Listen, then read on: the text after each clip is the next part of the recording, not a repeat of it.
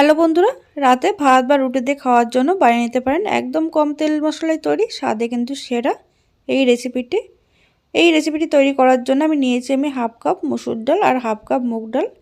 এবার একসঙ্গে কিন্তু খুব ভালো করে ধুয়ে নিতে হবে।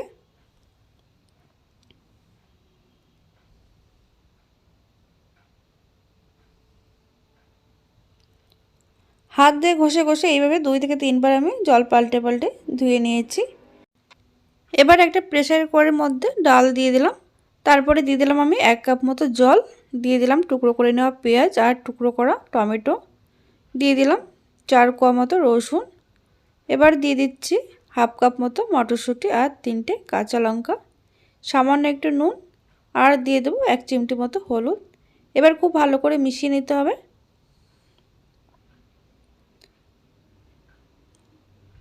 এবার প্রেসার কুকারে ঢাকনাটা আটকে গ্যাসের আঁচ মিডিয়ামে করে আমি একটা সিটি দিয়ে নেব। দেখুন, একটা সিটি দেওয়ার পর হাওয়াটা যখন পুরোপুরি বেরিয়ে যাবে তারপরে কিন্তু ঢাকনাটা খুলে নিতে হবে। আর ডাল কিন্তু এখানে খুব সুন্দর সিদ্ধ হয়ে গেছে। এবার বাকি রান্নার জন্য কড়াইতে দিয়ে দিলাম আমি 1 টেবিল চামচ সরষের তেল। তেলের মধ্যে দিয়ে দিলাম সামান্য নুন আর দিয়ে দিলাম একটা মিডিয়াম সাইজের কেটে নেওয়া আলু।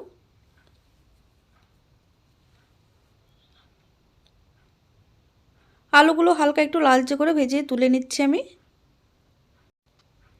এবার ওই তেলের মধ্যে দিয়ে দিচ্ছি কেটে নেওয়া বাঁধাকপিগুলো একটু বড় বড় করে এইভাবে কেটে নিয়েছি।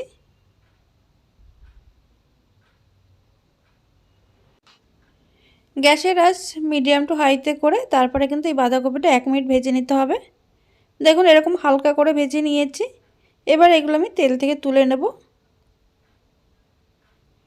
এবার বাকি তেলের মধ্যে আরও সামান্য একটু তেল দিয়ে ফোড়নে দিচ্ছি একটা শুকনো লঙ্কা, দিয়ে দেবো একটা তেজপাতা। এবার দিয়ে দিচ্ছি সামান্য জিরে, দিয়ে দিচ্ছি অর্ধেকটা পেঁয়াজ কুচি। এবার গ্যাসের আঁচ লো টু মিডিয়ামে রেখে কিন্তু এই মশলাটা ভেজে নেব আমি। পেঁয়াজটা যখন হালকা একটু লালচে কালার চলে আসবে তখন এর মধ্যে দিয়ে দিতে হবে সিদ্ধ করে রাখা ডাল।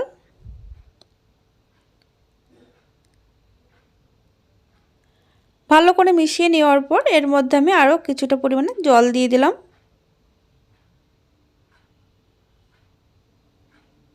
এটা গরম গরম ভাত হোক বা রুটির সঙ্গে খেতে কিন্তু অসাধারণ লাগে। অবশ্যই এইভাবে একবার বাড়িতে বানিয়ে খেয়ে দেখতে পারেন।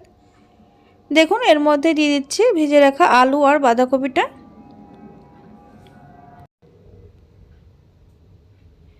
ডাল যখন ফুটতে শুরু করবে তখন এর মধ্যে দিয়ে দিচ্ছি আমি হাফ চা চামচ মতো ধনে গুঁড়ো, হাফ চা চামচ জিরের গুঁড়ো, দিয়ে দেবো এর মধ্যে সামান্য পরিমাণে হলুদ আর দিয়ে দিচ্ছি কালারের জন্য সামান্য লাল লঙ্কার গুঁড়ো।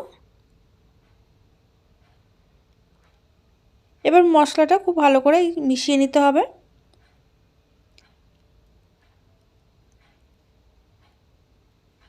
এই গুঁড়ো মশলা কিন্তু তেলের পর দেবেন না, এইভাবে কিন্তু ডালের উপরে দিলে টেস্টটা কিন্তু দারুণ হয়। এবার 1 মিনিট ফুটিয়ে নেওয়ার পর উপর থেকে দিয়ে দিলাম বেশ কিছুটা পরিমাণে ধনেপাতা কুচি দেওয়ার পর আরও 1 থেকে 1.5 মিনিট আমি ফুটিয়ে নেব। এটা রান্না হতে কিন্তু খুব একটা বেশি সময় লাগে না, একদম কম সময়ের মধ্যে তৈরি হয়ে যায়। 1 মিনিট ফুটিয়ে নেওয়ার পর এবার আমি এর মধ্যে দিয়ে দিচ্ছি সামান্য পরিমাণে গরম মশলার গুঁড়ো